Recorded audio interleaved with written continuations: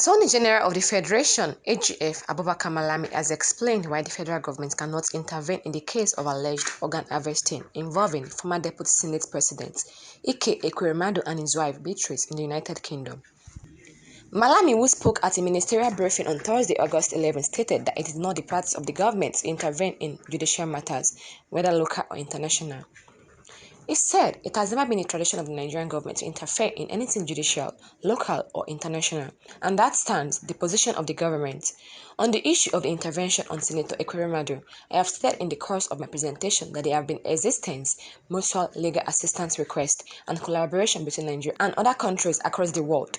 So, to this end, I want to state that we will address the request if there is such a request, both on the part of Senator Ekweremadu. I can remember very well, there was a request which was passed through my office but sealed and meant for delivery to the crime agents in the UK at the instance of the distinguished senator, which request I am not in a position to comment on because what relates to my office was a simple transmission. In view of the fact that the transmission of international documents is a function of a department, central authority unit in the office of the Attorney General, and on the request of Senator Ekweremadu, an agency of government was asked to respond to certain inquiries.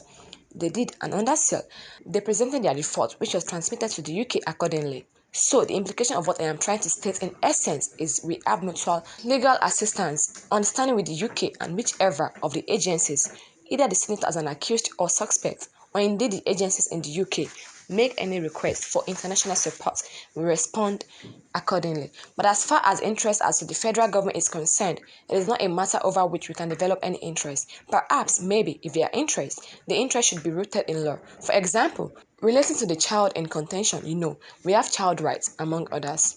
In case of consular services, there is a need for Senator Ekweremadu to be accorded one. In view of the fact that he is Nigerian and the request is made, we will look at it on its merit.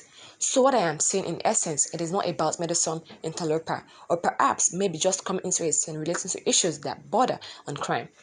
As you are likely aware, a number of Nigerians were before now convicted across the globe, and then a number of foreigners were equally convicted of recent in Nigeria. So it is about issues that border on crime. If indeed a criminal allegation is an issue, the jurisdiction determines what happens both in terms of request, in terms of support, and not for a Nigerian government to simply intervene because you are a high-profile personality.